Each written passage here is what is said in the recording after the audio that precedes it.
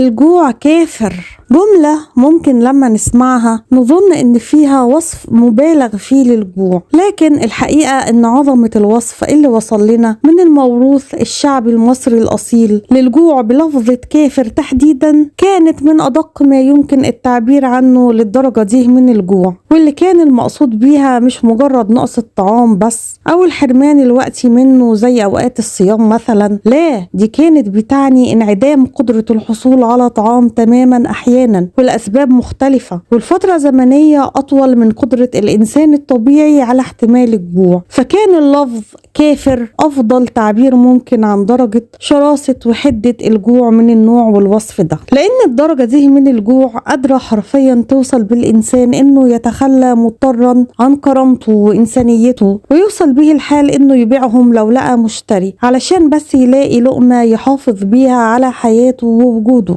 وهنروح بعيد ليه؟ مين فينا ما شافش ناس واقفة بتاكل من صناديق الزبالة جنب القطط والكلاب في مشهد تعفن النفس البشرية في حالتها الطبيعية، ولا يمكن تتخيل انها تعمله الا بعد الوصول لدرجة عالية من الاضطرار بسبب الجوع لفترة طويلة مع اليأس من امكانية الحصول على لقمة عيش نظيفة بأي طريقة اخرى. وفي سبيل الحصول على لقمة العيش دي الانسان ممكن يبيع عرضه او نفسه وحتى اطفاله، ممكن يخالف تعاليم دينه فيسرق أو ينهب أو يخسره تماما فيقتل ويرتكب من السلوكيات أبشعها. واللي منكم قاري أو سامع عن تاريخ وأحداث الشدة المستنصرية والحكايات المؤلمة اللي حصلت خلالها، واللي من شدة قسوتها لما اتحكت في ناس ما قدرتش تصدقها، زي إن الناس من الجوع الشديد الكافر ده خلالها مش بس كانوا بيتصارعوا مع القطط والكلاب على الأكل من الزبالة، لا دول اضطروا ياكلوا القطط والكلاب أصلا. واتقال كمان إن البعض منهم أكل جثث الأموات بمبدأ إن الحي أبقى من الميت. فكل ده هيخليك تحس وتتأكد ان وصف الجوع من الدرجة دي بالكافر مفيهوش اي مبالغة لا لغوية ولا بلاغية، بالعكس ده وصف يدوب بيلمس قسوة الجوع من الدرجة دي. والحقيقة ان الجوع الكافر مش احساس بقرصة جامدة في معدة فاضية، ده ابتلاء شديد بيهد روح الانسان قبل جسمه، وبالتالي يتحول الانسان لوحش كاسر مضطر يدخل معركة بقاء اجبارية وما عندوش اي بدايل تانية، معركة بيحكمها مبدأ البحر أمامك والعدو خلفك، والعدو هنا هو الجوع الكافر، وانت بقى يا قاتل يا مقتول، لأن العدو ده ما بيرحمش، وانت وقدرتك وطبيعة شخصيتك اللي بيحدد شكل واتجاه ونتيجة المعركة دي معاه.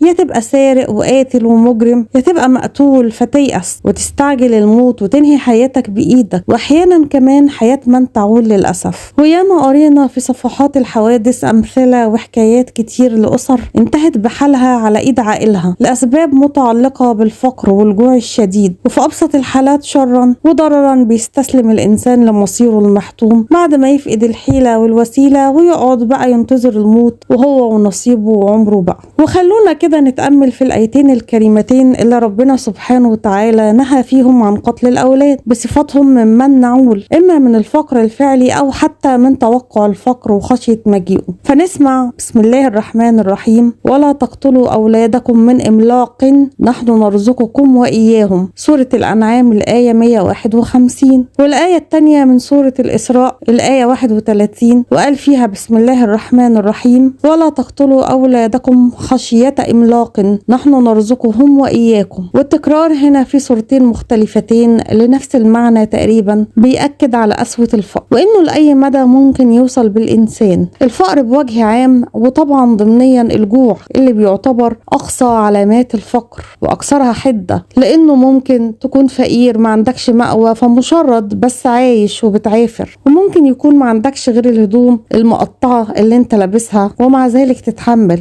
لكن لو جوعت للدرجة اللي تهدد بقائك ووجودك الإنساني فدي بتبقى آخر حدود الفقر حرفيا. فشوفوا بقى مدى الشراسة والقسوة وممكن توصل بالبني آدم لفين. وده بقى مش كلامنا احنا كبشر حتى لو كنا علماء ودارسين علم نفس وسلوكيات وما شابه، لكن ده كلام ربنا اللي خلقنا وعرفنا أكتر مننا، وقال كده عن نفسه في كتابه الكريم لما قال بسم الله الرحمن الرحيم: ألا يعلم من خلق وهو اللطيف الخبير. طيب قدام كل الشراسة المحققة ومثبتة للدرجة دي من الجوع مفيش حل يعني نسيب الجوع يكبر ويسيطر ويتشرس ويحول حياتنا لغابة؟ هنا بقى يجي دور التكاية واللي سبق واتكلمنا عنها بالتفصيل في أكتر من فيديو سابق. هحط لكم اللينكات بتاعتها للي حابب يعرف أكتر عن تاريخها وحكايتها، لأن التكاية كانت جزء من الحل والمواجهة والمحاربة للجوع الكافر ده في فترات كتيرة من تاريخنا. في الحقيقة التكاية المصرية كانت منظومة تكافل اجتماعي متكاملة راقية جدا، وكان من أهم أدوارها اللي ارتبط بيها هو محاربة الجوع وإطعام المحتاجين والفقراء وتوفير الأكل ليهم بشكل دوري ومستمر وبأفضل صورة ممكنة علشان تحميهم من ظل الجوع والحاجة، فما يوصلوش أبدا لمرحلة الجوع الكافر الشرس ده وما يستتبعهم من آثار مرعبة مش بتمس الشخص الجعان بس، لا دي بتمس المجتمع كله.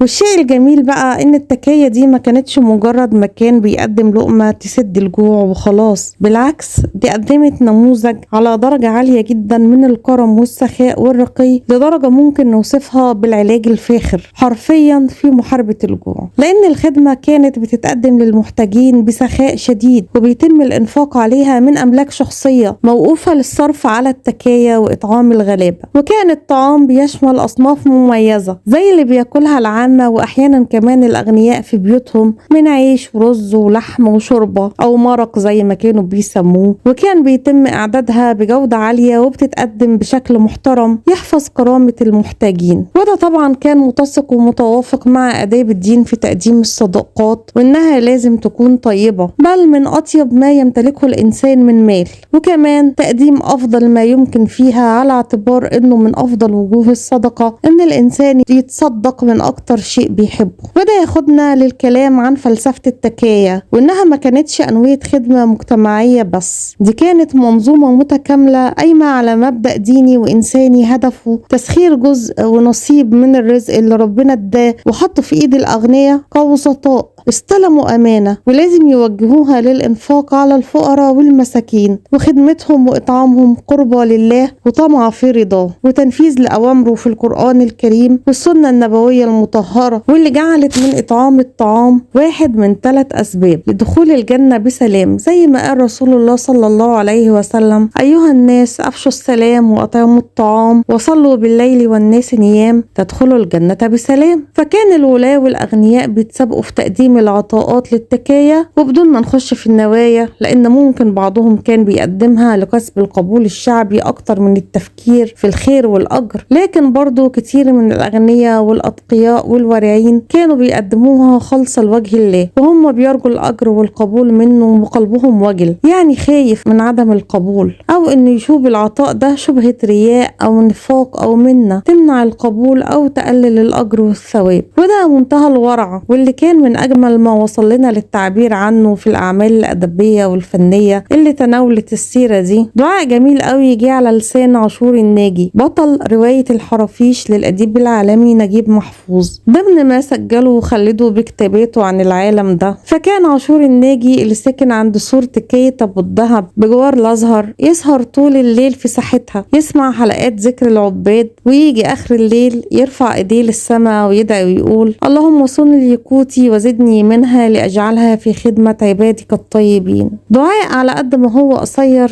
لكن معانيه كبيرة وعظيمة، فالشخص هنا بيطلب من ربنا الحفظ والمدد والبركة في قوته اللي هو أكله يعني، وبيسأل ربنا زيادته مش بس عشانه هو كاستعاذة من الجوع وخوف منه، لا ده كمان عشان يسخرها في عمل الخير ويقدر يكمل ويوسع على مخاليق ربنا من المحتاجين بإطعام الطعام وخدمة عباد الله الطيبين. وازاي ان النظر للفقراء والمحتاجين والتعامل معاهم كان بصفتهم عباد الله الطيبين، واللي لخصت لنا وفهمتنا معاني كتيرة قوي، زي مثلا ان فلسفة الخير وتقديمه والخدمة جوه التكية كانت قايمة على احترام الشخص اللي بيتخدم او بيتقدم له الاكل وتكريمه وتشريفه اولا بالنسب المباشر لله، وثانيا مدى مراعاة نفسيته في الوصف وعدم الاكتفاء بوصفه بانه عبد فقير او مسكين او محتاج، لا ده اتوصف بانه عبد طيب لله. كمان كان لوصف المحتاجين بجملة عباد الله الطيبين أثر كبير على نفسية القائمين بالخدمة في التكايا، فكانت بتخليهم يحسوا إنهم في مهمة دينية مقدسة ونبيلة لصون الكرامة الإنسانية بخدمة ناس ليهم مكانة عند ربنا وتوصية منه لخدمتهم، مش مجرد مهمة أو وظيفة بيأدوها أو صدقة بيقدموها المحتاج وخلاص. وقد إيه الوصف البسيط ده حقق تكريم متبادل للطرفين، اللي بياخد واللي بيدي. وعشان نحس بفرق الرقي ونشوف احنا كنا فين وبقينا فين في فعل الخير، كفاية نقارن زمان بالحاصل دلوقتي، والحال أفعال الإطعام والخير بقى غير، وبقى بيتم تصويرها ونشرها على التلفزيون والإنترنت للمتاجرة بيها بدون أي احترام لكرامة وأدمية المحتاجين وحفظ ماء وجههم، اللي بقوا بيخبوه خجلا قدام كاميرات وعيون ناس ما بترحمش لا ضعفهم ولا احتياجهم. وده بياخدنا لسؤال مهم قوي، ازاي في زماننا ده نقدر نستحضر روح التكايا واسلوبها الراقي المحترم في تقديم الخير والعطاء بالمجان؟ وهل ممكن نعيد تفعيل الآليات اللي خلت التكايا لسنين طويلة شبكة أمان اجتماعي حقيقية نجحت إن ما يبقاش فيه جوع بين الناس بمنتهى الكرامة، واهتمت بتحويل فعل الإطعام لعملية دائمة بضمان استمرارية موارد التكايا لضمان استمرارية تقديم خدمة الإطعام ومحاربة الجوع؟ أتمنى ده. وفي النهاية ياريت سيرة التكايا دي تكون تذكير لينا بالإنفاق على الإطعام، كل واحد حسب مقدرته مهما قلت، وإحنا على يقين إنه أبدا ما نقص مال من صدقة. ونستبشر بالآية الكريمة من سورة سبأ اللي بتقول: بسم الله الرحمن الرحيم، وما أنفقتم من شيء فهو يخلفه وهو خير الرازقين. فإحنا ننفق ونطعم وربنا مغني ومخلف، فاللهم أطعمنا ولا تحرمنا، وصن لي قوتي وزدني منها لأجعلها في خدمة عبادك الطيبين. اللهم آمين.